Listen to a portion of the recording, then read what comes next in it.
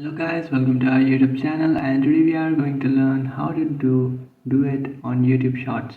So let's get started. So if you want to do duet on YouTube Shorts, what you can do is follow some easy steps. First, what you have to do is just simply open up your YouTube, and after opening up your YouTube, now what you have to do is just simply select a short that you want to do duet with. So just tap on short, which is on the bottom of your screen, and after tapping on that, now what you can do is just simply tap on the remix option, which is on the bottom right.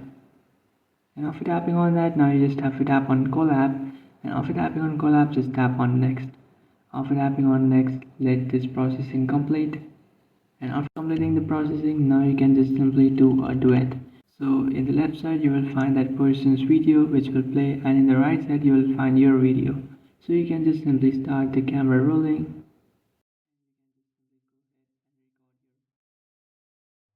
And after completing it, now you can just simply go ahead and record your video and then tap on tick, and after tapping on that you can upload it on your YouTube Shorts. So that's it guys, this is how to do duet on YouTube Shorts. If you find this video helpful, don't forget to like and subscribe to our channel. If you have any doubts, feel free to comment below. Thanks for watching.